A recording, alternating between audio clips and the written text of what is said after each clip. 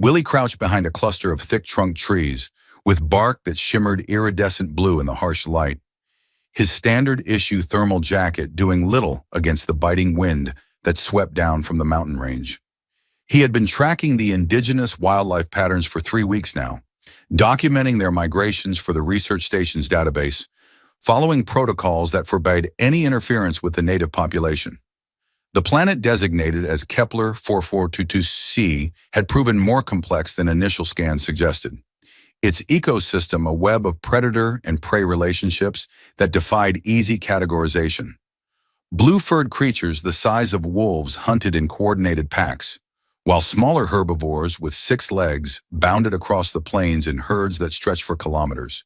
He adjusted his binoculars, focusing on a depression in the valley below, where water pooled from an underground spring. The liquid here wasn't quite water, containing trace minerals that gave it a faint luminescent quality, but the local fauna depended on it just as Earth creatures depended on H2O.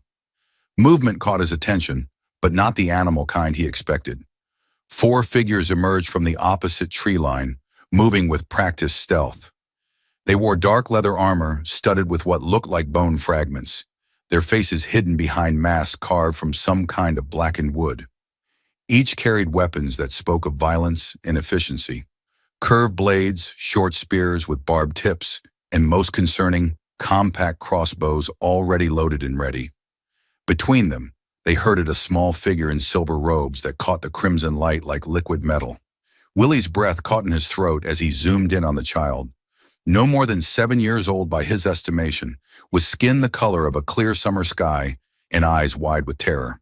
Her small hands clutched at the robes as if they might protect her, and when she stumbled over a root, one of the masked warriors yanked her upright with a brutality that made Willie's jaw clench. The child was clearly of the same species as the blue-skinned inhabitants he had observed from afar during his surveys. The ones who had built the magnificent stone cities visible from orbit, whose civilization predated human spaceflight by millennia, according to the xenoarchaeologists. Protocol was clear: non-interference, observer status only. These were the rules drilled into every researcher who set foot on a planet with indigenous intelligent life. Willie had signed the documents, attended the mandatory briefings, understood the reasoning behind the Prime Directive-style regulations. Humanity's history of contact with less technologically advanced societies on Earth itself was stained with colonialism, genocide, and cultural destruction. The Kepler Survey Corps existed to study, not to intervene. He should retreat, document what he saw, report it to the station commander, and let the proper channels handle it.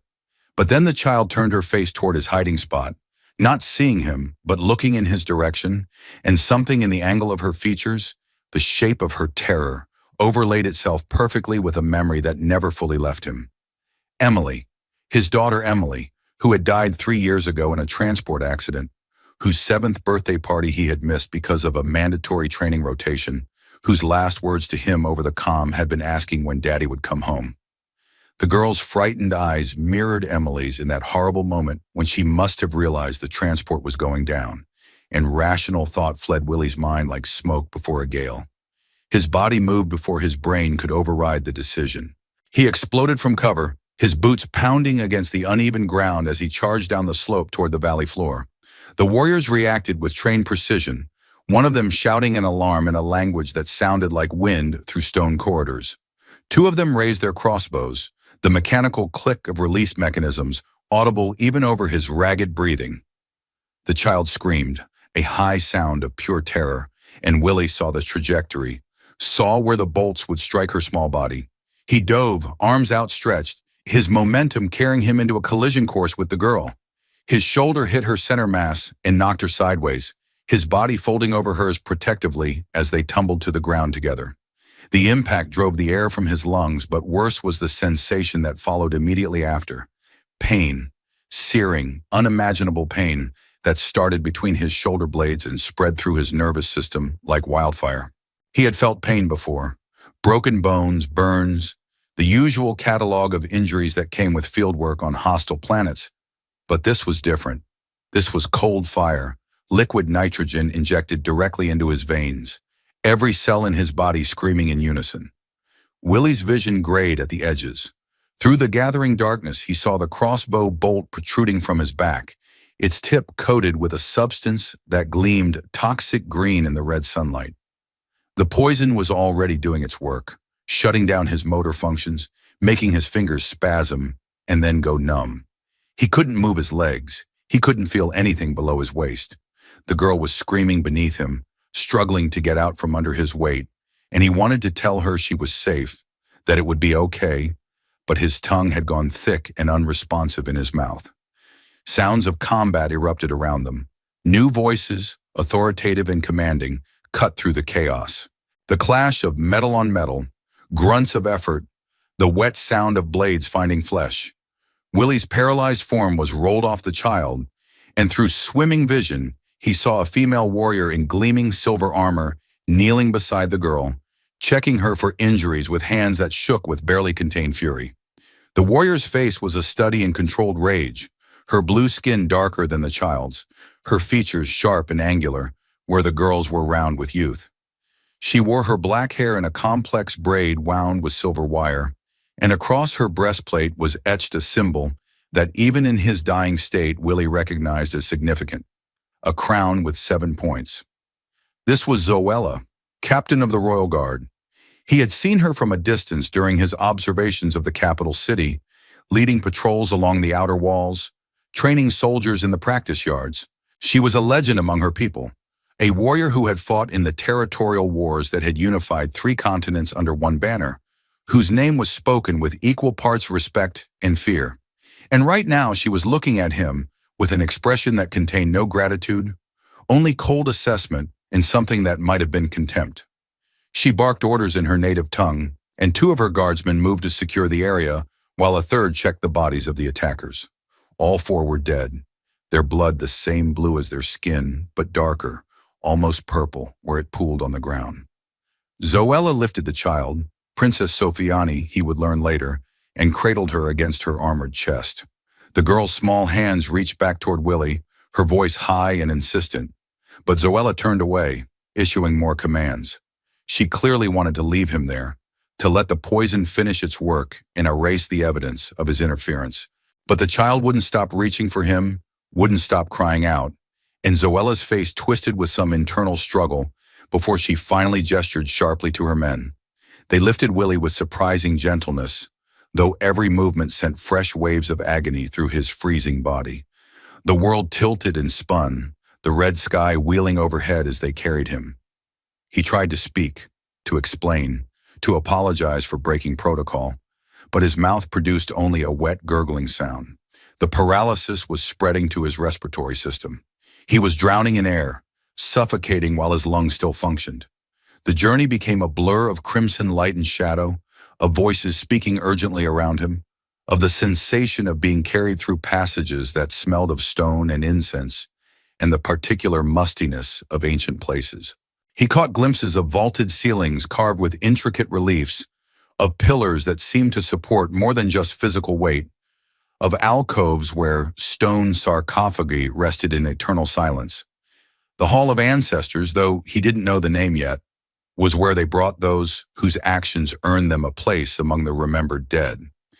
They laid him on a cold stone platform, and through the narrowing tunnel of his vision, Willie saw Zoella arguing with a group of elderly figures in robes marked with symbols of authority and learning. One of them, a male with skin so pale it was almost white, his age evident in every line of his face, approached and examined Willie with detached clinical interest. He pressed fingers to Willie's neck, checking for pulse, then peeled back an eyelid to look at the dilated pupil beneath. He spoke at length, his voice a dry whisper that seemed to fill the entire hall, and though Willie couldn't understand the words, he caught the tone of surprise, of fascination. Zoella's response was sharp, dismissive, her hand never straying far from the sword at her hip. She clearly wanted Willie dead, wanted this complication erased. But the elderly healer shook his head, pointing at Willie's still form, and said something that made all the other robed figures lean in with interest. The child Sofiani had been taken away by other attendants, but her absence only seemed to fuel Zoella's anger. She paced like a caged predator, her boots ringing against stone, every line of her body speaking of barely restrained violence. The decision, when it came, was not to Zoella's liking. The healers conferred among themselves, occasionally gesturing to Willie, to ancient texts retrieved from somewhere in the hall's depths, to instruments that gleamed with polished metal and looked like they belonged in a medieval surgical theater. One of them produced a long needle and drew a sample of Willie's blood, which had taken on a faintly greenish tinge where the poison mixed with human hemoglobin. They tested it, mixing it with various substances, observing reactions that meant nothing to Willie's fading consciousness. Finally, the eldest healer spoke what sounded like a pronouncement. Zoella froze, her face going through a rapid sequence of emotions: disbelief, anger, resignation, and finally cold acceptance. She turned to look at Willie one last time before she strode from the hall, her footsteps echoing long after she disappeared from view. The healers began their work, and Willie felt himself being moved again, lifted and placed into something that felt like liquid glass.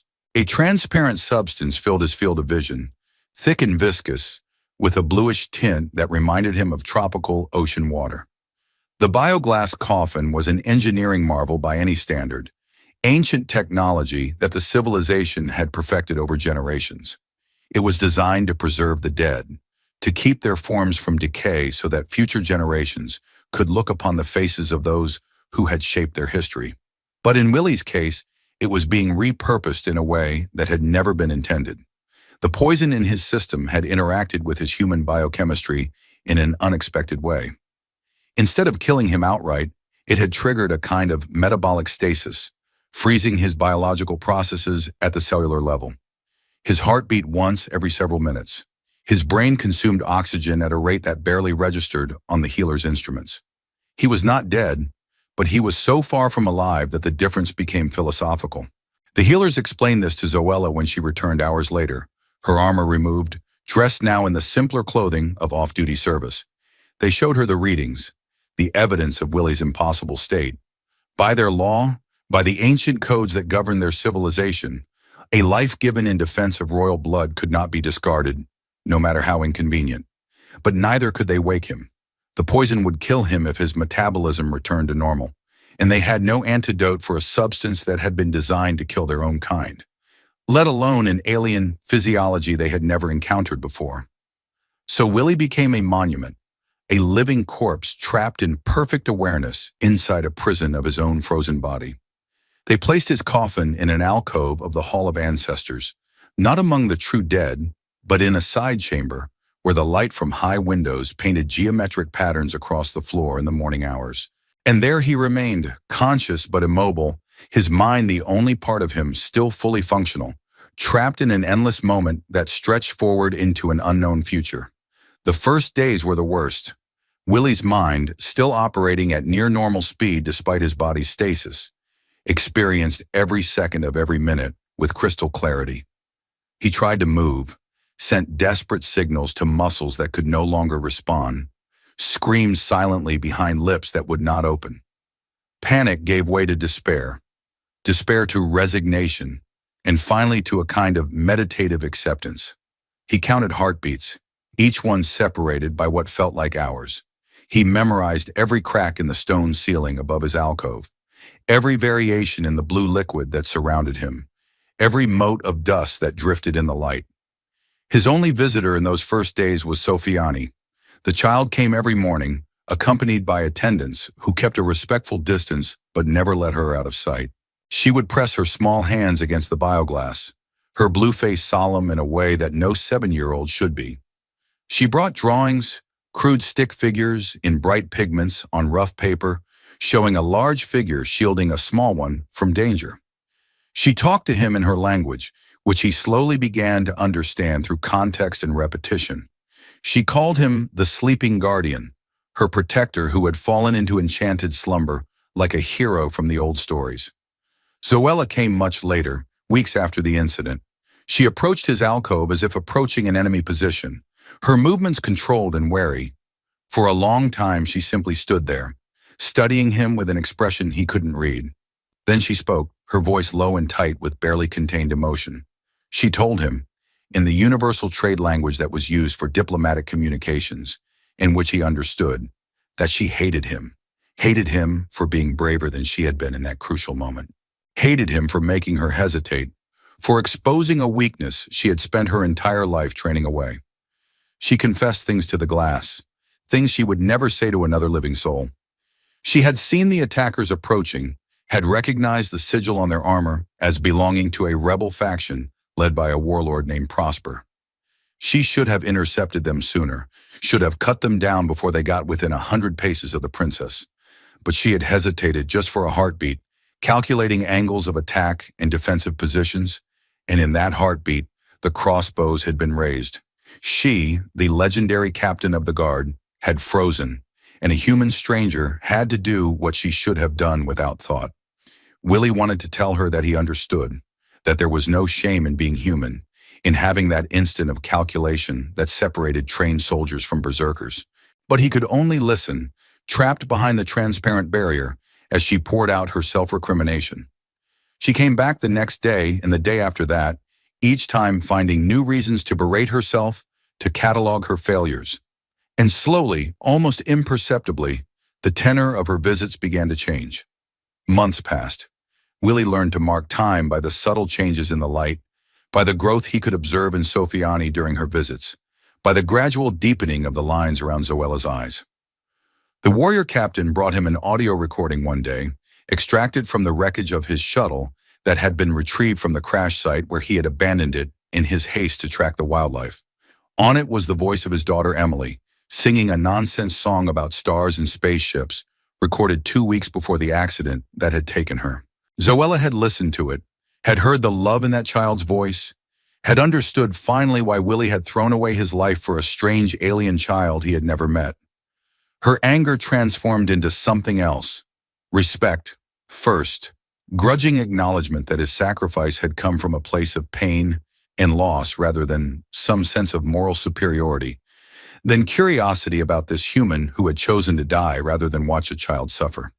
She brought him things from his shuttle, a photo cube showing Emily at various ages, a worn paperback book of poetry that had been his wife's before she left him, a small carved wooden horse that Emily had made in school. She arranged them on a shelf visible from his coffin, creating a shrine of sorts to his lost life. Years accumulated like sediment. Willie watched Sofiani grow from a frightened 7-year-old into a confident teenager who carried herself with the bearing of someone who knew she would one day rule. She still visited, though less frequently now, her duties as crown princess demanding more of her time. She told him about her studies, about learning the histories of their people, about the complexities of statecraft and diplomacy. She spoke of Prosper, the warlord who had ordered her assassination, who controlled large swaths of the southern territories, and who grew bolder with each passing season. Zoella's visits became the fixed point around which Willie's existence revolved. She came every evening without fail, as regular as the atomic clock that had once regulated the life support systems on his shuttle. She told him about the war, about skirmishes along the border, about soldiers under her command who died in battles she described with tactical precision and emotional exhaustion. She spoke of her loneliness, of the isolation that came with command, of the impossibility of forming connections when everyone either feared her or wanted something from her. She confessed that she had never married, never allowed herself the weakness of attachment. Her life had been dedicated to the royal family, to the defense of the realm, to the perfection of her combat skills. She was 43 years old, had killed her first enemy at 16, had earned her captaincy at 25 through a trial by combat that left her with scars across her ribs that still ached in cold weather. She had lovers, occasional encounters that satisfied physical needs, but never touched the deeper parts of her. And through all of it, she had been alone in the ways that mattered. But here, in this hall of the dead, speaking to a man who could not respond, she found a strange peace. Willie became her confessor, her sounding board, the one person in her life who knew her completely and could offer no judgment, no advice, no attempts to change her. She brought wine sometimes, pouring herself a glass and sitting on the stone floor with her back against the wall, talking into the growing darkness as the sun set beyond the high windows. She told him jokes, shared gossip from the court, complained about incompetent junior officers, and the political machinations that constantly threatened to undermine military readiness. A decade passed, then two. Willie felt time only through the changes in those around him. Sofiani reached her majority, was crowned queen in a ceremony Zoella described in loving detail, complete with the mistakes made by nervous attendants and the unexpected humor when one of the ancient crowns proved too large and had to be hastily adjusted. Zola herself began to show age, silver threading through her black hair, the lines around her eyes deepening into permanent fixtures. But her body remained hard and strong, kept fit by constant training and regular combat, and her visits never wavered. The war with Prosper escalated. He had somehow acquired firearms, crude, muzzle-loaded affairs that nonetheless represented a terrifying advantage over swords and spears. Zoella described the devastation, the way a single volley could break a shield wall that would have held against any conventional charge. The capital city was fortified, its walls reinforced with additional stone and timber, preparations made for a siege that everyone knew was coming. Sofiani proved herself a capable leader, rallying the nobles and coordinating the defense, but Zoella privately worried that it wouldn't be enough. On the day the walls finally shook from bombardment, Willie had been in his glass prison for 30 years. 30 years of perfect consciousness. 30 years of watching the world age while he remained frozen in the moment of his sacrifice. Zola came to him that morning, her armor freshly cleaned, her weapons sharpened. She told him that this might be their last conversation, that Prosper had breached the outer fortifications and was pushing toward the palace. She thanked him, an absurd gesture given that he had never asked for this existence, and pressed her palm against the glass in a gesture that mimicked his frozen hand on the other side. The sounds of battle echoed through the stone corridors. Explosions muffled by distance and thick walls, but still powerful enough to shake dust from the ancient ceiling. Screams, human and otherwise, carried on the wind. The clash of metal, the roar of flames, the organized chaos of urban warfare filtered into the Hall of Ancestors where the dead lay in silent judgment of the living. Zoella drew her sword, a beautiful weapon of folded steel that had been in her family for 12 generations, and moved to the entrance of the hall to make her stand. The doors burst inward with a crash that cracked the stone frame. Prosper entered at the head of his personal guard, a dozen men who had abandoned the traditional weapons of their people in favor of the firearms that had given them victory after victory. The warlord himself was an imposing figure, tall and broad-shouldered, his blue skin marked with ritual scars that proclaimed his warrior status. He carried an ornate rifle, its stock inlaid with silver, its barrel inscribed with words in the old language that promised death to tyrants. Behind him they dragged Sofiani, the queen's silver robes torn and bloodied, her face bruised but her eyes defiant. Several members of the royal court were forced along as well, including the elderly healers who had kept Willie alive all these years. Prosper laughed, a sound like grinding stone, as he surveyed the Hall of Ancestors. He spoke of justice, of ending the corrupt dynasty, of executing the symbols of oppression here among the honored dead to make a point that would echo through history. Zoella stood alone before them, sword raised, positioned to defend the alcoves where the true ancestors rested. She knew she couldn't win, couldn't stop a dozen men armed with firearms, but surrender was not in her vocabulary. She would die here, and that was acceptable, as long as she took as many of them with her as possible. Prosper seemed to find this amusing. He raised his rifle, aiming not at Zoella, but at one of the coffins behind her, a calculated insult to strike at what she protected rather than at her directly. He fired. The report was deafening in the enclosed space, echoing off stone and glass with a sound like thunder contained. The bullet struck Willie's bioglass coffin with the sound of a bell being struck by a hammer. Cracks spiderwebbed across the surface, and the blue liquid began to leak, a thin stream at first and then a gushing flood as the structural integrity failed. The preservation field that had sustained Willie's stasis collapsed, its generators severed by the bullet that had punched through the glass and lodged itself in the stone wall beyond. For 30 years, Willie had been frozen. In an instant, he was not. The metabolic processes that had been held in suspension came roaring back to life with the violence of a dam breaking. His heart, which had been beating once every few minutes, suddenly accelerated to a frantic rhythm. His lungs, filled with preservation fluid, convulsed as his body tried to expel the foreign substance. Every nerve ending, dormant for 3 decades, fired simultaneously, sending conflicting signals of pain and sensation that overwhelmed his nervous system. He fell from the shattered coffin, hitting the stone floor hard enough to crack ribs that had not truly supported weight in 30 years. Blue fluid gushed from his mouth and nose as he vomited up what felt like gallons of the stuff, each heave sending fresh spikes of agony through his chest. His muscles spasmed, cramping viciously as they tried to remember how to function. His vision swam, colors too bright, shapes refusing to resolve into anything coherent. He tried to breathe and got only fire, tried to scream and produced only a wet gurgling sound. Through the haze of pain, he heard laughter. Prosper was laughing at him, calling him the dead god, the false savior who had slept through the age while real men fought for the future. The warlord approached, rifle still smoking, and aimed it down at Willie's convulsing form with the intention of finishing what the coffin's destruction had started. His finger tightened on the trigger, and Willie, still choking on preservation fluid, could do nothing but watch death approach for the second time in his cursed life. Metal rang against metal. Zoella's sword struck the rifle barrel just as it fired, deflecting the shot into the floor inches from Willie's head. Stone chips exploded, peppering his face with fragments. The warrior captain moved with the speed and precision of someone who had trained for this moment their entire life, her blade a silver blur as she engaged Prosper directly. The warlord was no slouch with close combat, dropping the rifle to draw a broad-bladed sword of his own, and they clashed in a duel that sent sparks flying with each impact.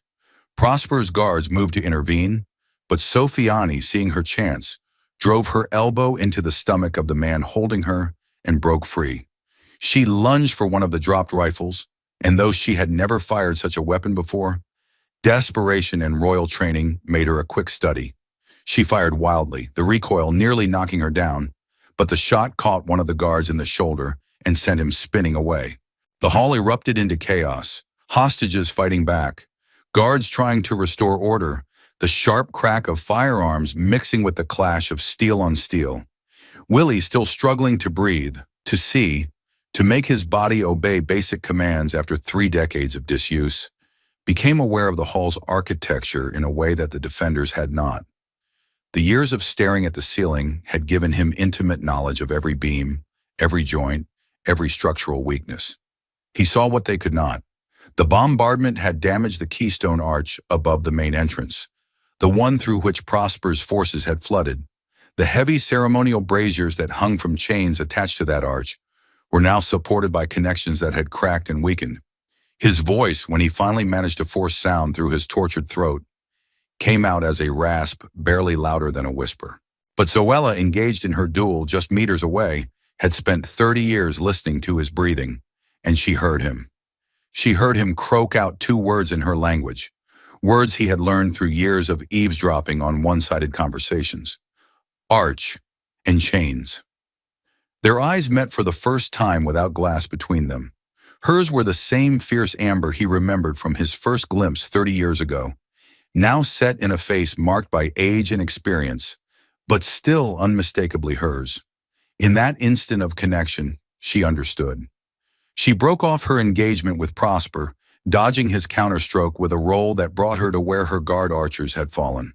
She grabbed a bow from a dead man's hands, nocked an arrow with practiced ease, and aimed not at the enemy, but at the ceiling. She barked an order to the remaining loyal soldiers, and those who still had bows followed her lead. A volley of arrows flew upward, not a random discharge, but a precisely aimed strike at the chain links holding the massive braziers. Iron rang against iron, and the first chain snapped with a sound like a gunshot. The brazier, a cast iron construction that weighed several hundred pounds, swung down on its remaining chain, its momentum carrying it in a deadly arc. Prosper realized the danger too late. He tried to shout a warning, to get his men to retreat, but the hall's acoustics worked against him, his voice lost in the chaos of close combat. The second chain snapped, and the brazier fell, crashing into the weakened archway with the force of a siege weapon. Stone cracked, the sound like breaking bones, And then the entire arch collapsed. Tons of dressed stone, carefully fitted blocks that had stood for centuries, came down in a roaring avalanche that buried the entrance in half the hall beyond it. The majority of Prosper's force had been near that entrance, either securing their retreat route or pushing forward to join the melee. They disappeared under the stone in seconds, their screams cut short by crushing weight. Dust billowed through the hall, thick enough to choke on, reducing visibility to arm's length. When it finally settled, the defenders found themselves facing only a handful of enemies, including Prosper himself, who stood shocked and suddenly isolated among the rubble of his tactical advantage. The battle, which had seemed lost moments before, was now decidedly in favor of the defenders. The remaining rebels, seeing their leader's exposed position and their escape route buried, began to waver. Some dropped their weapons, others tried to fight their way to alternate exits and were cut down by royal guards who were no longer outnumbered. Prosper himself, still formidable despite being alone, backed toward Willie's position, perhaps thinking to take a hostage or simply fighting to the last. Zoella intercepted him, and their duel resumed with renewed intensity. She was older now than she had been at her prime, the silver in her hair testament to years of service, but age had brought wisdom and economy of movement. She didn't waste energy on flashy techniques or unnecessary flourishes. Every strike was calculated, every parry minimal but sufficient. Prosper was bigger and stronger, but Zoella was faster and smarter, and she had 30 years of accumulated frustration to channel into each blow. The duel ranged across the hall, boots slipping in spilled preservation fluid, blades ringing against stone when strikes were dodged. Prosper landed a hit, his sword cutting through Zoella's armor to leave a red line across her ribs, but she gave back worse, her blade opening a gash across his forearm that made his grip falter. They circled each other, breathing hard, each looking for the opening that would end the fight. Willie, meanwhile, had managed to get his hands and knees under him, though the effort left him shaking and nauseous. The preservation fluid had done its job too well. His muscles had atrophied despite the stasis, and his nervous system was still relearning how to coordinate basic movements. He crawled toward the wall, toward where weapons had fallen during the initial chaos, driven by an instinct that he was not yet safe, that he needed to be able to defend himself. His hand closed on a crossbow, one of the same weapons that had put him in this situation 30 years ago. The irony was not lost on him. He tried to cock it, but his weakened arms couldn't draw the string back. He settled instead for a short spear, its shaft worn smooth by years of use, its tip crusted with dried blood from earlier fighting. Using it as a crutch, he levered himself to his feet, swaying like a drunk, every muscle screaming protest. Across the hall, Sofiani had rallied the surviving courtiers and guards, organizing them into a defensive position around the wounded and unarmed. She had a cut above her eye that bled freely, painting one side of her face red, and her silver robes were barely recognizable under the dirt and blood that stained them. But she stood tall, rifle in hand, covering her people with the authority of someone born to rule. When she saw Willie standing, leaning heavily on the spear but standing nonetheless, her eyes widened with something that might have been recognition or might have been shock. The tide had turned completely now. Prosper's remaining followers were being disarmed and secured, bound with cord from torn banners and watched by armed guards who showed no mercy to those who had invaded their most sacred space. The warlord himself fought on, but he was tiring, his movements becoming sluggish, his defenses less certain. Zoella pressed her advantage, driving him back toward the rubble-choked entrance where dust still hung in the air like fog. And then Prosper did what desperate men do when they know they're beaten. He went for the innocent. He feinted at Zoella, causing her to commit to a parry, then reversed direction and sprinted toward the group of courtiers. His target was obvious. Kill the queen, turn this defeat into a Pyrrhic victory, become a martyr who accomplished his mission even in death. His sword came up, and Sofiani, fumbling with the unfamiliar rifle, was too slow to bring it to bear. Willie didn't think. 30 years of paralysis, 30 years of watching and listening and being unable to act had not dulled the reflexes that had made him throw himself into danger the first time. His body, still remembering training from his youth when he had been an athlete before becoming a scientist, moved on autopilot. He lurched forward, the spear dropping from his grasp as he converted his momentum into a tackle that would have made his old football coach proud. He hit Prosper at knee level, his shoulder driving into the warlord's legs with enough force to alter his trajectory. They went down together, crashing into a heap of tangled limbs and desperate grasping. Prosper was stronger, much stronger, and he recovered first, rolling atop Willie and slamming his fist down into Willie's face. Bone crunched, blood exploded from Willie's nose, and the world turned white with pain. A second punch, this one to the ribs, and Willie felt something crack inside his chest. A third, and he was coughing blood, his lungs punctured by broken ribs. But those few seconds of grappling had given Zoella time to close the distance. Her sword took Prosper through the shoulder, a precise strike that severed tendons and rendered his sword arm useless. The warlord screamed, more rage than pain, and tried to reach for a knife at his belt with his offhand. Zoella kicked the blade away, then placed the tip of her sword against his throat, pressing just hard enough to draw a bead of blue blood. The hall went silent. Everyone still standing watched the tableau. The legendary captain of the guard standing over her greatest enemy, blade poised to deliver the killing stroke, while Willie lay bleeding on the floor beside them, each breath a bubbling agony. Zoella's face was carved from stone, no mercy visible in her amber eyes, no hesitation in her grip. She had earned this kill through years of warfare, through soldiers lost under her command, through the burden of defending a realm against this man's aggression. Willie managed to force words through his broken mouth, words thick with blood and pain but still coherent. "Don't," he wheezed, each syllable costing him dearly. "Don't make him a martyr. Let the law judge him. Don't stain your honor with revenge."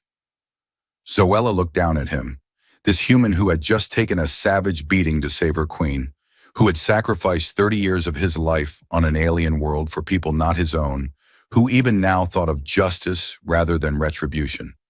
Something in her face softened, the killing fury banking down to a controlled burn. She nodded once, sharply, then reversed her sword and slammed the pommel into Prosper's temple, rendering him unconscious. Guards rushed forward to secure him, binding him with chains that would hold even his considerable strength. The aftermath of battle settled over the hall like the dust that still hung in the air. Healers moved among the wounded, performing triage, prioritizing those who could be saved over those too far gone. Bodies were being carried out, friend and foe alike, to be prepared according to their respective customs. Sofiani, still shaking from adrenaline but maintaining her royal composure, began issuing orders for securing the palace and accounting for all members of the court. Willie lay where he had fallen, unable to move even if he wanted to. The pain had become a distant thing, shock setting in as his body struggled to process the trauma of awakening, fighting, and being beaten half to death in the span of minutes. He stared up at the ceiling he knew so well, at the cracks he had memorized over 30 years, and found himself thinking it would be bitterly ironic if he died now, after surviving the impossible. Footsteps approached, and then Zoella was kneeling beside him, her armor scraped and dented, but her hands surprisingly gentle as they checked him for injuries. She spoke to him in her language, words he didn't need to understand to know were concerned, then switched to the trade language. "You idiot," she said, but there was no heat in it, only exhaustion and something that might have been affection. 30 years asleep, and the first thing you do is nearly get yourself killed again. He tried to smile, felt his split lip crack further, tasted more blood. Seemed like the thing to do, he managed. Besides, already saved. The princess once, queen now, needed saving too. Sofiani appeared at Zoella's shoulder, her young face solemn despite or perhaps because of the blood that covered it. She looked down at Willie for a long moment, then gracefully lowered herself to kneel on the stone floor, heedless of the mess that would make of her already ruined robes. "You saved me twice," she said in heavily accented but comprehensible trade language, "once from arrows and now from the one who ordered them loosed. I am Queen Sofiani, and I owe you a debt that can never be repaid."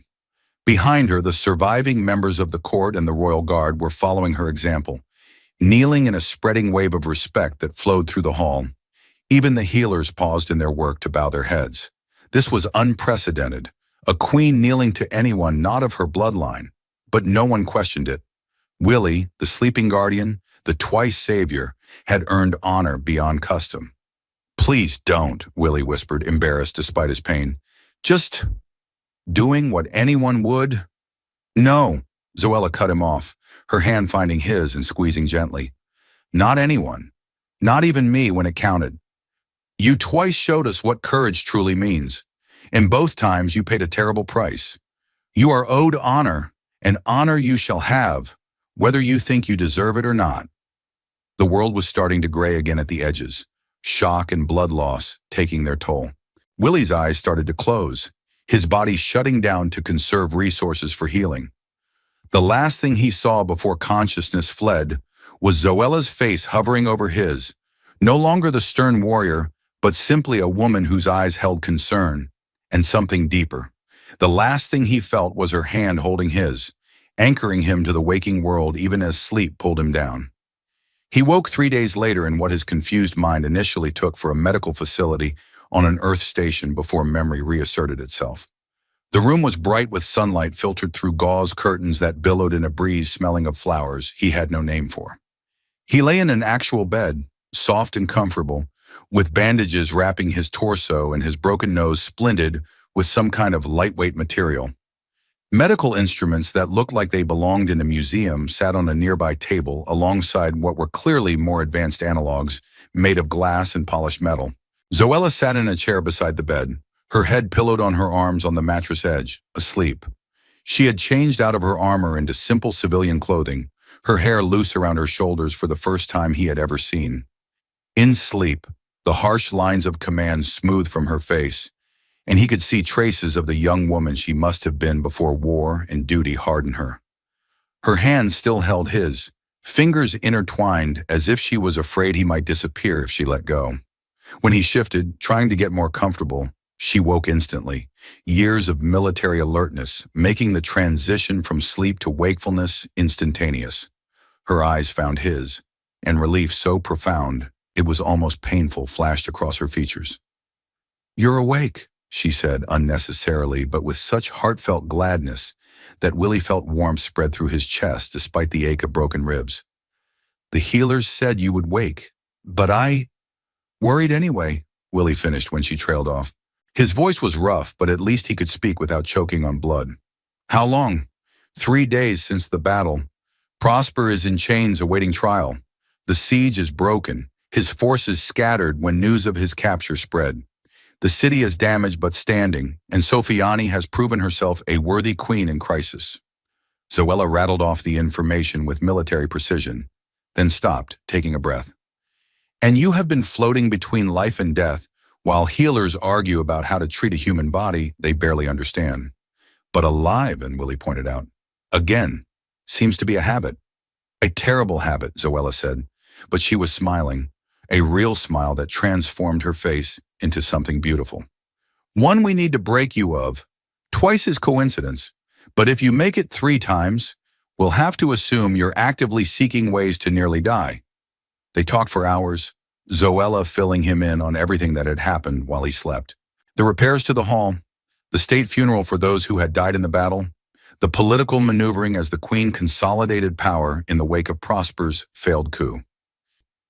She told him about the reaction when he had stood, when word spread that the sleeping guardian had awakened after 30 years, about the songs already being composed and the legends already growing around his actions. But more importantly, they talked about the 30 years between them. Willie asked her to tell him what happened, to fill in the gaps in his knowledge beyond what he had overheard. Zola spoke of campaigns and battles, of cities besieged and defended, of political alliances forged and broken. She spoke of watching Sofiani grow from a traumatized child into a woman capable of ruling, of the pride she felt mixed with the terror of knowing how easily it could all have been lost. And she spoke of the evenings she had spent in the hall, talking to his coffin, confessing things she had told no one else. She admitted that she had fallen in love with him somewhere in those 30 years, with the idea of him, if not the reality, with the man who had given everything for a child not his own. It was a ridiculous love, she acknowledged. Loving someone who couldn't respond, who might never wake, But the heart did not always follow logic. Willie listened, and when she finished, he told her about Emily. Not just the bare facts she had gleaned from the audio recordings, but the whole story. A marriage that had ended in quiet mutual agreement when his work took him further from Earth and his wife's career kept her grounded. A daughter caught between them and trying to love both. The guilt of missing moments, of being absent more than present, of the last conversation where Emily had asked when he was coming home and he hadn't had an answer. The shattering news of the accident, the funeral he had watched via comlink because he was too far away to attend. The grief that had driven him to sign up for the Kepler expedition where he could lose himself in work and distance. When I saw Sofiani in danger, he said quietly, I saw Emily. I saw the chance to save what I couldn't save before.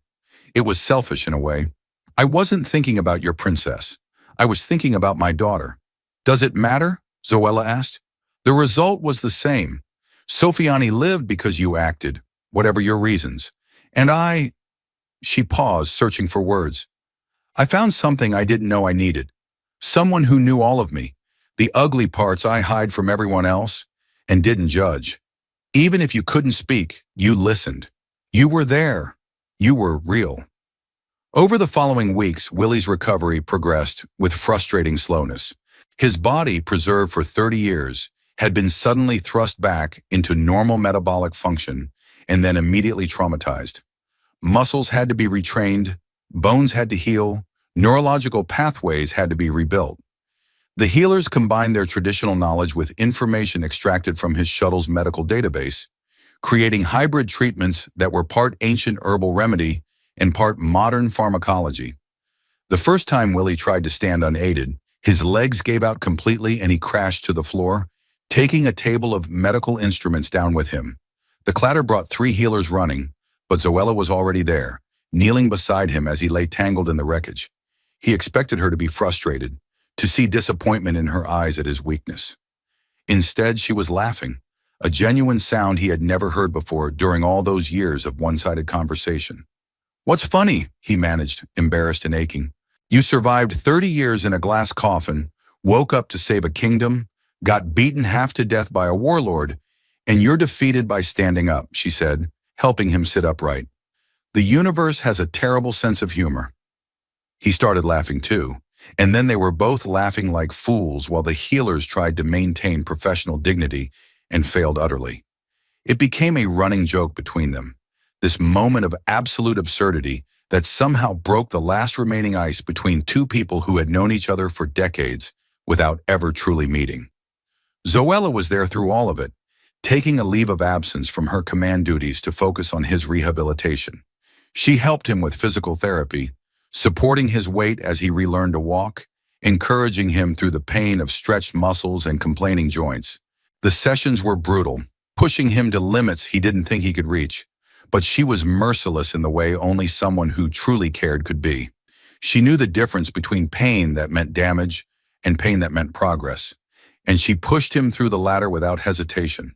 The day Willie finally managed to walk without assistance for more than a few minutes, Zoella surprised him by suggesting they leave the medical wing. You need to see what you saved, she said, offering him her arm not for support but for companionship. The city, the people. 30 years have changed things. They walked slowly through the palace corridors, Willie marveling at how different everything looked from his fragmented memories of being carried here dying. The stone walls he remembered as ancient and worn had been reinforced in places, new construction seamlessly blended with old. Battle damage from the siege was still visible, scorch marks on walls, hastily patched sections where cannon fire had torn through centuries-old masonry. Workers were everywhere, rebuilding, restoring, making the palace whole again. When they emerged into the main courtyard, Willie stopped, overwhelmed by the sheer scale of activity. The market district visible beyond the palace walls teemed with life. Blue-skinned merchants hawked their wares from stalls that stretched as far as he could see. Children, including some who were clearly too young to remember the war, played games in the streets under the watchful eyes of mothers and grandmothers. Soldiers patrolled in pairs, their weapons peace-bonded but ready, maintaining order without oppression. It's so different, Willie said, trying to reconcile the bustling city before him with the glimpses he had caught during his initial observations 30 years ago. The last time I saw this place, it was smaller, quieter. 30 years of growth, Zoella explained. After the territorial wars ended, people came to the capital seeking opportunity. The population has nearly doubled. We had to expand the walls twice. She pointed to distant fortifications that looked newer, less weathered than the inner defenses. Those went up 15 years ago, after a border dispute with the eastern provinces. They walked through the market, and Willie noticed something that made his heart ache. People recognized Zoella, of course, they always did, but they also looked at him with expressions he couldn't quite read. Curiosity, respect, something that might have been awe. A merchant selling what looked like fruit stopped them, pressing a wrapped bundle into Zoella's hands and refusing payment. "For the sleeping guardian," the merchant said in heavily accented trade language, addressing Willie directly. "My grandmother told me stories. How you saved the little princess. How you slept while the kingdom fought. How you woke to save us again. This is not enough thanks, but it is what I have." Willie tried to refuse, uncomfortable with the reverence, but Zoella accepted gracefully and pulled him along. "You're a legend," she said, amused by his discomfort. "Songs have been written. Children play games where one of them gets to be the sleeping guardian who jumps out at the last moment. You're part of their mythology now." "I just did what anyone would do," Willie protested, the same refrain he had given before. "No," Zoella said firmly. "You did what no one else did. That's the difference between ordinary and legendary." Later that week, Zoella took him back to the Hall of Ancestors. Willie hadn't been there since he had awakened in chaos and violence, and approaching it now in peace felt surreal. The entrance had been completely rebuilt, the collapsed archway now supported by newer stone that didn't quite match the ancient blocks around it. Inside, the hall was quieter, more serene, the chaos of battle replaced by the contemplative silence of a sacred place. His alcove was empty. The bioglass coffin was gone, destroyed beyond repair, and in its place stood a different kind of monument. A stone statue carved with impressive skill showed a man in mid-leap, arms outstretched, body positioned protectively over a smaller figure. The detail was remarkable. They had captured the determination in the face, the acceptance of sacrifice, the moment of choice frozen in stone forever. "The Queen commissioned it," Zoella said softly, standing beside him as he stared at his own idealized image. "She wanted future generations to understand what you did, not just the first time, but both times. The man who couldn't stand by while a child was in danger." Willie reached out, touching the cold stone, feeling the craftsmanship under his fingers. Around the base, inscriptions in multiple languages told the story. The date of his sacrifice, the 30 years of stasis, his second intervention that saved the kingdom. It was strange seeing his life reduced to words carved in stone, his choices immortalized for strangers to contemplate. "Do you regret it?" Zoella asked, watching his face carefully. "Knowing what it cost you?" Willie thought about the question seriously. 30 years gone, his body damaged, his future uncertain, everything he had known erased by the passage of time. Against that, he weighed what he had gained. This woman beside him, the chance to make a difference, the knowledge that his sacrifice had meaning. "No," he said finally, "I don't regret it. I just wish I'd been awake for more of it." They stood together in silence, two people connected by 30 years of one-sided conversation and a shared moment of violence, both understanding that some bonds couldn't be explained in words. The Hall of Ancestors held the remembered dead, but Willie had returned from that twilight state, and in doing so, had become something more than the legend they carved in stone. One afternoon, during a particularly difficult session where Willie was trying to climb stairs for the first time, his frustration boiled over. "I can't do this," he gasped halfway up the flight, his legs shaking with effort. "It's too much, too fast." Zoella, positioned behind him to catch him if he fell, said quietly, "I watched you lie in that coffin for 30 years. I watched you not give up, not surrender, not let the darkness take you even when it would have been easier. You survived what should have killed you. You can climb these stairs." He made it to the top, collapsed at the landing, and found her sitting beside him, both of them breathing hard as if they had run a marathon. "How did you know I didn't give up in there?" he asked. "How could you tell?" "Your eyes," she said simply. "Even through the glass, even frozen as you were, your eyes never looked empty, never looked like you had surrendered. I've seen dead men's eyes, Willie. Yours were alive, trapped but fighting. Every day I came, I looked for that spark, and every day it was still there." They talked constantly, making up for 30 years of one-sided conversation with a dialogue that ranged from philosophy to gossip, from tactical discussions to terrible jokes. Willie learned that Zoella had a wicked sense of humor hidden beneath her stern exterior, that she could do devastating impressions of pompous nobles, that she had once gotten drunk at a military banquet and challenged 3 generals to arm wrestling contests that she won handily. She learned that he was terrible at remembering names but could recite complex geological formations from memory, that he sang badly but enthusiastically in the bath, that he had once accidentally started a small fire in his earth apartment, trying to cook dinner, and had lived on ration bars for a month afterward. The city around them slowly returned to normalcy. Damage from the siege was repaired, walls rebuilt, the market districts reopening as merchants returned to business. Prosper was tried in a public forum that lasted 3 days, found guilty of treason and murder, and sentenced to life imprisonment in the deepest cells beneath the palace. He had demanded death, wanting martyrdom, but Sofiani wisely denied him that, letting him live out his days forgotten and impotent. Sofiani herself visited Vili regularly, bringing gifts and stories of statecraft. She was 29 now, he learned, though she looked younger to his human eyes. She had never married, dedicating herself to rulership with a focus that reminded Willie of Zoella. She spoke of her kidnapping as a formative moment, one that had taught her that duty sometimes meant accepting help, that pride could get people killed, and that true strength lay in knowing when to rely on others. "You taught me that," she said during one visit, "even though you were asleep. Zoella told me how you sacrificed yourself without hesitation, without considering the cost. That's what I try to be for my people, someone who will pay any price for their safety." "Just don't be too quick to die for them," Willie cautioned. "Dead rulers can't help anyone. Better to live and serve than die and be remembered." As months passed, the relationship between Willie and Zoella deepened into something neither had expected but both needed. They were from different worlds, literally different species, different contexts entirely. She was a soldier who had spent her life in service to a crown. He was a scientist who had abandoned his calling to wallow in grief. By any logical measure, they should not work, but logic had little to do with it. They had shared intimacy of a strange kind, the intimacy of being fully known.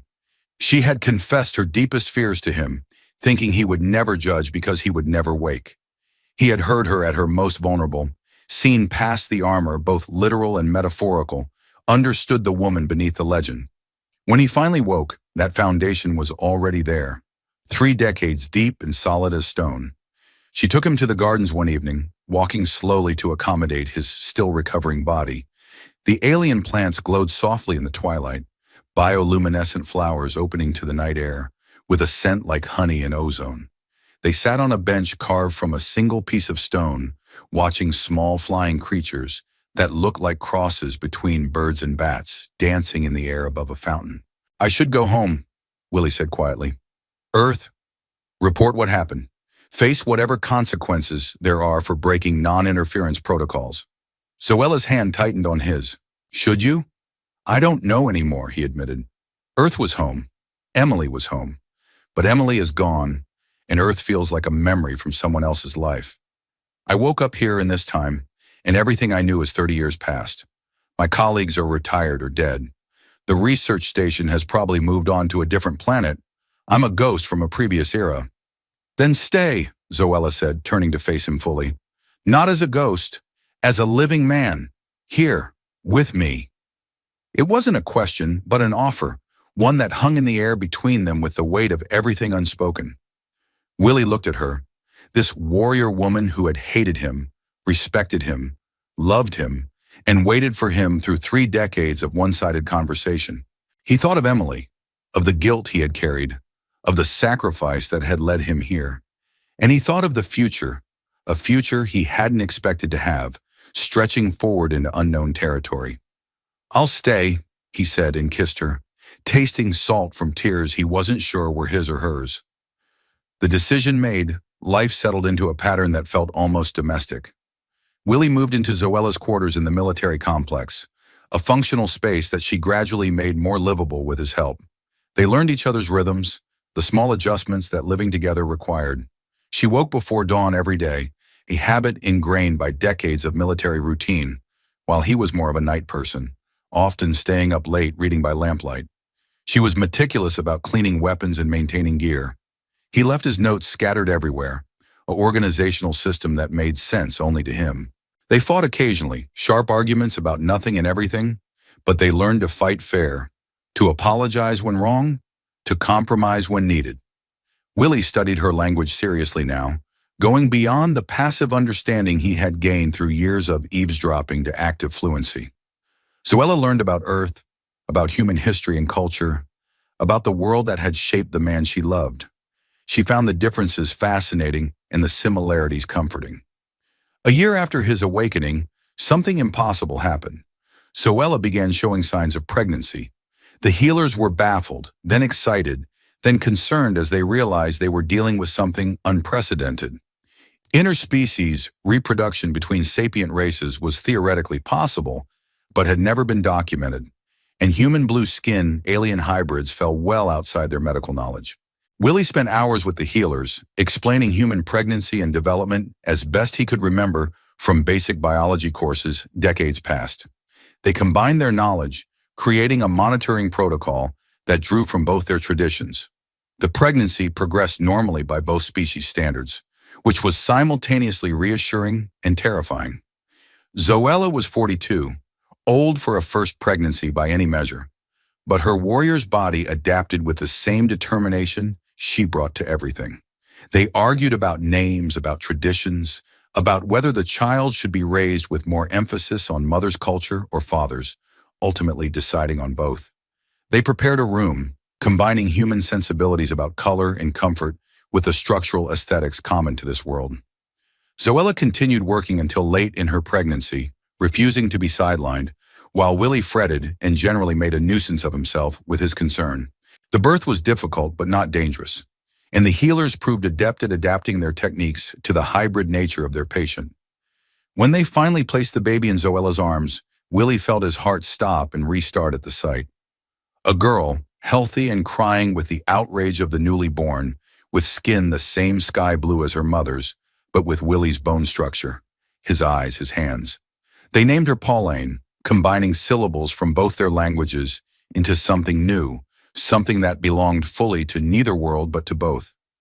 Willie held his daughter and cried, finally grieving properly for Emily while simultaneously celebrating Pauline. They were not the same, could never be the same, and that was okay. He had not replaced his lost child, but had been given the undeserved gift of a second chance at fatherhood. Zoella watched him with understanding, having listened to enough of his confessions about Emily to know what this moment meant, and simply held them both while he wept. Life with a baby was simultaneously exhausting and exhilarating. Pauline proved to be a healthy, curious child who demanded constant attention and gave back unbridled affection. She was a bridge between species, a living proof that maybe the barriers everyone assumed were impermeable could actually be crossed. Scientists wanted to study her, which Willie and Zoella firmly rejected. Diplomats wanted to use her as a symbol of cooperation, which they also refused. She was their daughter, not a political prop or a laboratory specimen, and she would be raised as normally as possible given the extraordinary circumstances of her existence. When Pauline was 2 years old, the relative peace they had found was shattered. Fanatics who had followed Prosper's ideology, who believed in racial purity and the supremacy of their kind, had not given up despite their leader's imprisonment. They saw Pauline as an abomination, a crime against nature, and they came for her with the zealotry of true believers. The attack came at night, a coordinated strike on their home by a dozen armed men who had somehow gotten past the military complex's security. Willie woke to the sound of breaking glass and reached automatically for the weapon he now kept by the bed. Zoella was already up, moving with the silent efficiency of a lifetime soldier, placing herself between the door and Pauline's room. They fought together for the first time as partners rather than strangers, united by circumstance. Willie had been training, learning the basics of combat from the woman who was arguably the best warrior in the kingdom. And while he would never match her skill, he was competent enough to be useful. He used the spear Zoella had given him, a weapon suited to someone with reach and basic technique, while she wielded dual blades with a ferocity that left bodies in her wake. The attackers had expected to find a scientist and a retired soldier caught off guard. Instead, they found two desperate parents defending their child, which was an entirely different and more dangerous situation. Willie took wounds, a knife slash across his ribs and a club blow to his shoulder that left that arm numb, but he didn't stop. He couldn't stop, not with Pauline's cries coming from the room behind them. Zoella fought like a force of nature, her blades painting arcs of blood in the air, her movements economical and lethal. When reinforcements finally arrived, drawn by the sounds of combat, they found 5 attackers dead, 3 unconscious, and 4 fled. Willie was sitting against the wall, holding Pauline and bleeding from multiple wounds while Zoella stood guard over them both, still ready to fight despite her own injuries. The message was clear. They had tried to take the child, and they had failed utterly. The surviving attackers were captured, interrogated, and traced back to a cell of extremists operating from the southern territories. The incident forced a reckoning. Sofiani, furious that someone had dared attack members of her court, launched a widespread crackdown on remaining rebel sympathizers. But more importantly, it made Willie and Zoella realize that their daughter would never be truly safe in the capital, where politics and prejudice could turn deadly. They needed somewhere remote, somewhere defensible, somewhere they could raise Pauline away from the pressures and dangers of court life. Sofiani offered them an estate in the mountain foothills, 3 days' travel from the capital by the fastest conveyance. It was a fortified manor that had belonged to a noble family before the wars, now maintained by the crown but rarely used. Remote enough for privacy, secure enough for safety, beautiful enough for a life. They accepted gratefully, and within a month they had relocated, leaving behind the politics and proximity to power for something simpler. The mountain estate became their haven.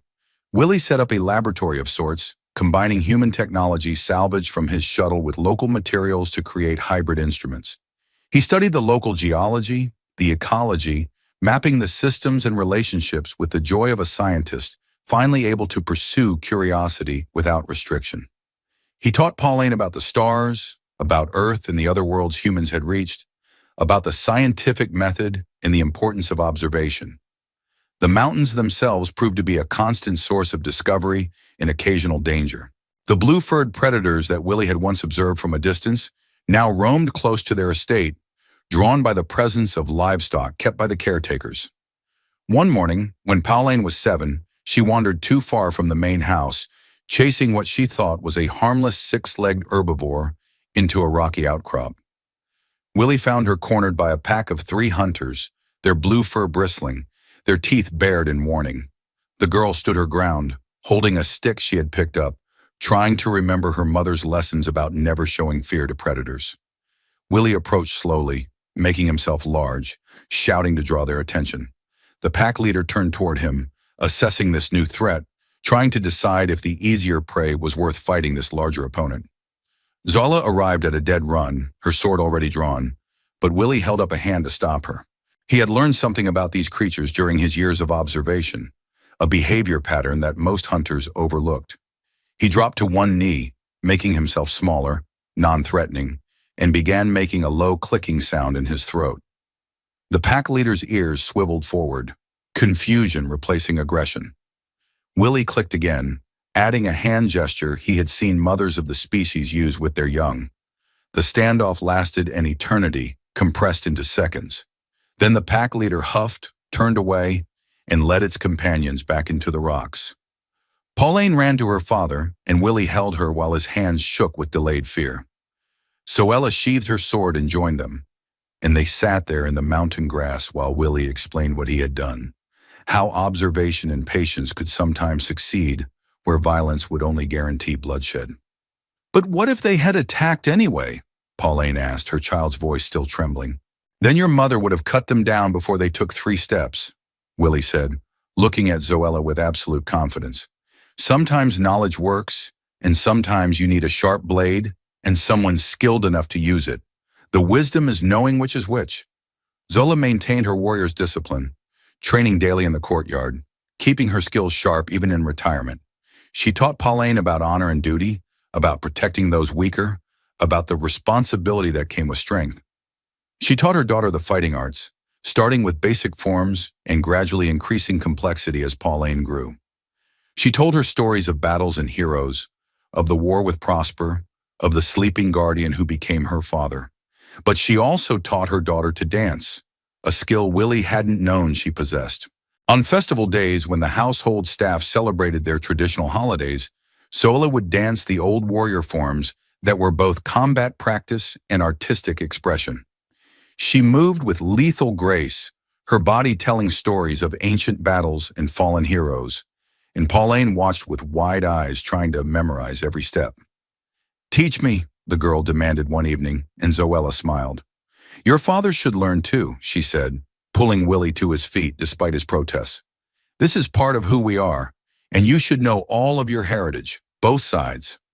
So Willie, who had never been particularly coordinated, learned to dance the warrior forms alongside his daughter, stumbling and laughing at his own clumsiness, while Zoella corrected their postures with a patience she had never shown to actual soldiers.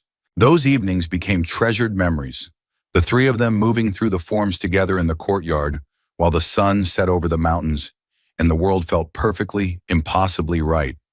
The mountains were beautiful but unforgiving, and the family learned this truth when Pauline was 6 years old. It happened during the cold season, when storms swept down from the peaks, and the blue-furred predators that normally avoided the lower elevations were driven by hunger into territories they wouldn't normally venture. Willie had been in his workshop, cataloging mineral samples, when he heard Pauline scream. He ran without thinking, grabbing the first weapon that came to hand, a hunting knife that Zoella had given him for his fieldwork. He burst into the courtyard to find his daughter backed against the wall, 3 massive creatures circling her. They looked like the wolf-sized predators he had observed 30 years ago, but starvation had made them desperate and bold. Their blue fur was matted and thin, ribs visible beneath their skin, and their eyes held the desperate gleam of animals with nothing left to lose. Willie shouted, trying to draw their attention away from Pauline. 2 of the creatures turned toward him, but the third lunged at the girl. Willie threw himself forward, the knife in his hand more talisman than weapon, knowing he was too slow, too far away. But Pauline had been learning from Zoella. The girl dropped and rolled, just as her mother had taught her, and the predator's jaws snapped on empty air where she had been. The other 2 creatures came at Willie from different angles, pack hunters working in coordination. He managed to slash one across the muzzle, drawing blue blood in a yelp of pain, but the second got its teeth into his leg. The pain was immediate and intense, but he had felt worse. He had felt poison spreading through his veins, had felt ribs breaking under a warlord's fists. This was just pain, and pain he could handle. He stabbed down, bearing the knife between the creature's shoulders. It released him and staggered away, whimpering, but the damage was done. Willie's leg wouldn't support his weight properly. He fell to one knee, trying to position himself between the remaining predators and Pauline, but they were regrouping, preparing for another coordinated strike. Then Zoella was there, moving like violence is given form.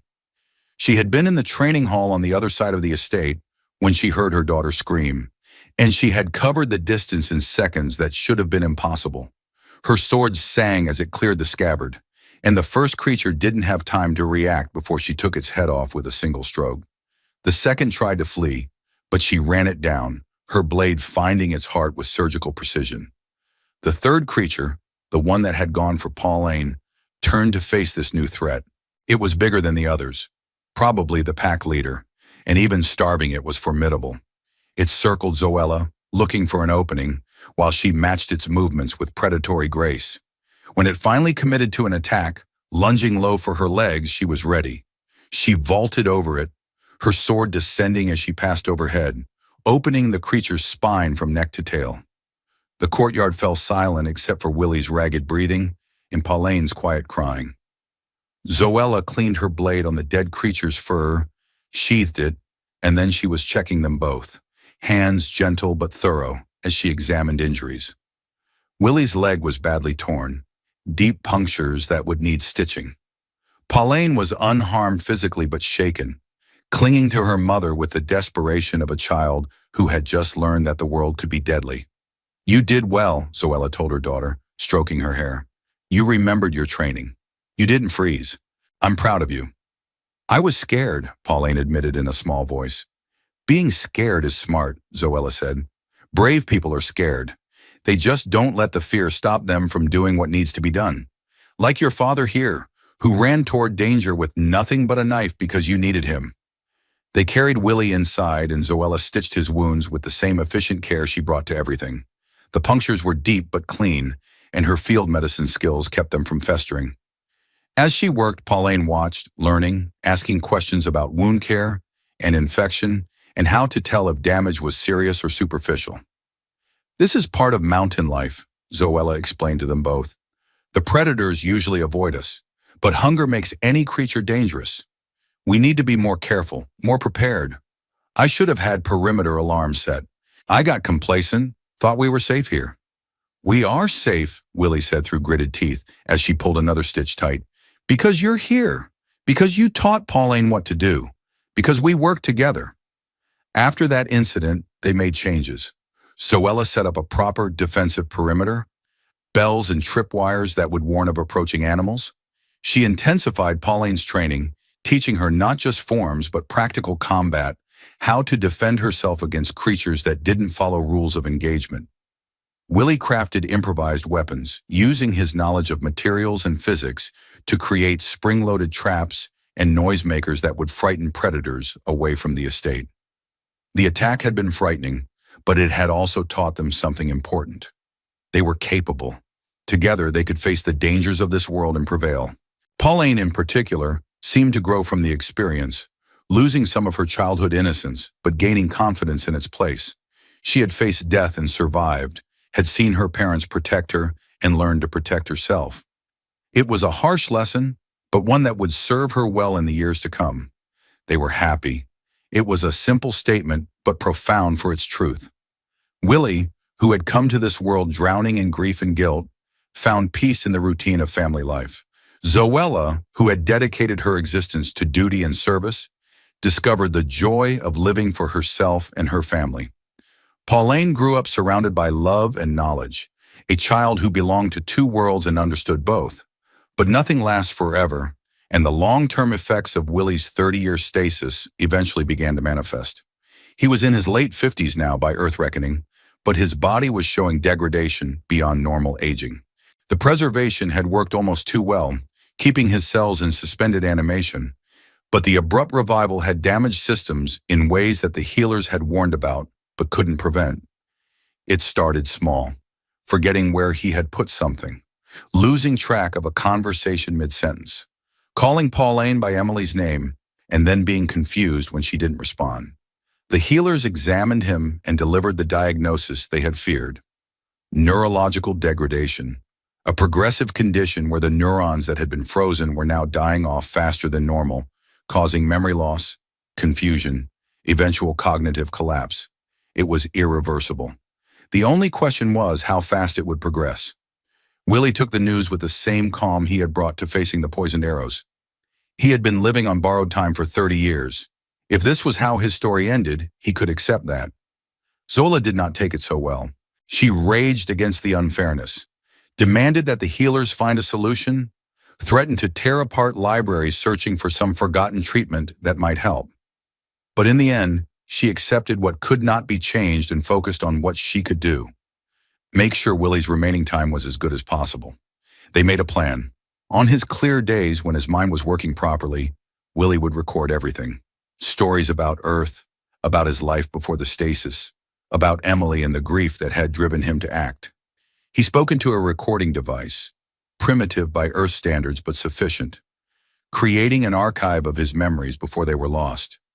Zoella organized their life around supporting him, creating routines that were consistent and comforting, surrounding him with familiar objects and people.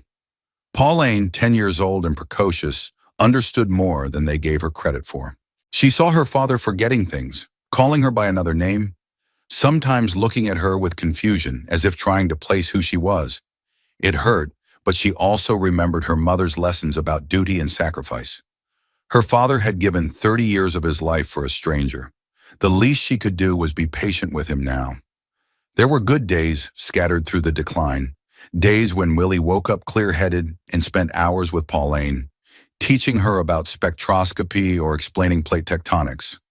Days when he and Zoella could sit in the garden and talk like they used to, without him losing the thread or becoming confused about where he was. On one such evening, with the sun setting over the mountains and painting the sky in shades of purple and gold, Willie took Zoella's hand and said something she would remember for the rest of her life. "I would do it again," he said quietly. "Every second in the ice, every day of pain after, every moment of this disease eating my brain. I would do it all again, exactly the same, because it led me here, to you, to Pauline, to a life I never imagined I could have.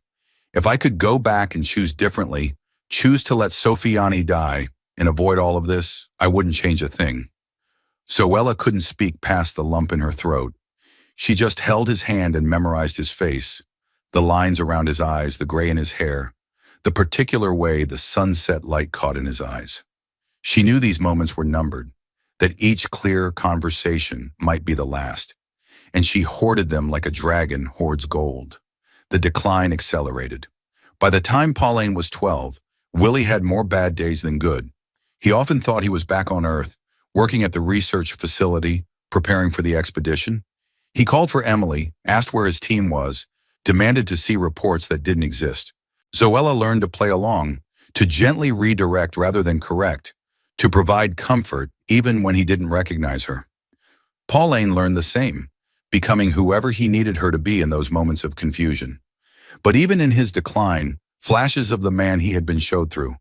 A moment of lucidity where he would recognize them and apologize for being difficult. An evening where he would tell a story perfectly, every detail correct, his narration as engaging as it had ever been. A morning where he would wake up and immediately ask what he had missed, what day it was, how long he had been confused. Those moments were precious and painful in equal measure. Willie died peacefully in his sleep, 13 years after Pauline's birth, 12 years after the diagnosis. Zoella had been holding his hand, something she did every night now, and she felt the moment his grip relaxed for the last time. His breathing had been shallow and irregular for hours, but the final stop was so gentle she almost missed it. She sat with him until dawn, unwilling to let go, memorizing the feel of his hand in hers, the cooling of his skin, the absolute stillness of death. They buried him with honors in the Hall of Ancestors, that place where his strange journey had begun. The alcove where his coffin had stood for 30 years was converted into a proper tomb, and they laid him there with ceremony and respect. Thousands attended, from Sofiani herself to common soldiers who had heard the stories, to civilians who saw him as a symbol of selfless sacrifice. Zoella stood dry-eyed through the ceremony, her warrior's discipline keeping her composed, but Pauline cried enough for both of them.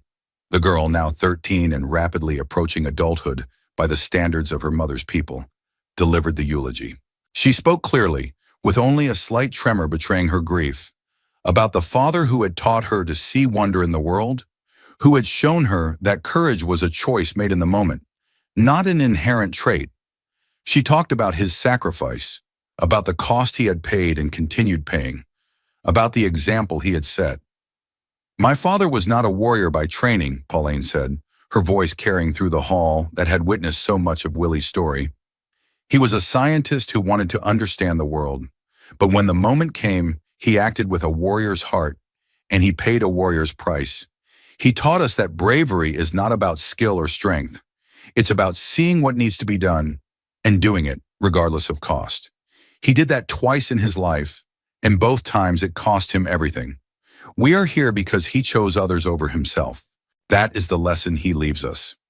Zoella lived long after Willie's death, taking on the role of elder stateswoman and advisor to the Queen. She never took another lover, never sought to replace what she had had. "Some loves were unique," she told Pauline when the girl asked, "and some bonds couldn't be replicated. She had loved once, deeply and truly, and that was enough for one lifetime. She focused on raising Pauline, who proved to be as remarkable as her parentage suggested. The girl inherited her mother's discipline and warrior instinct combined with her father's curiosity and analytical mind. She became a bridge builder, literally and figuratively, working to foster understanding between the conservative elements of her mother's people and the progressive factions that wanted more contact with the humans who were slowly establishing a more formal presence on the planet. Pauline studied both cultures, mastering her mother's language and her father's, learning the fighting arts and the sciences, becoming fluent in both worlds. She entered diplomatic service as soon as she was old enough, using her unique position to mediate disputes and forge connections.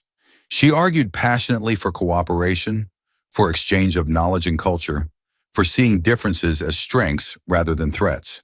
Her work bore fruit slowly but surely. The isolated research stations became formal embassies. Trade agreements were negotiated. Cultural exchanges began, with scholars and artists visiting both worlds. Pauline was at the center of it all, the living proof that cooperation was possible, that the barriers between species were social constructs rather than biological necessities.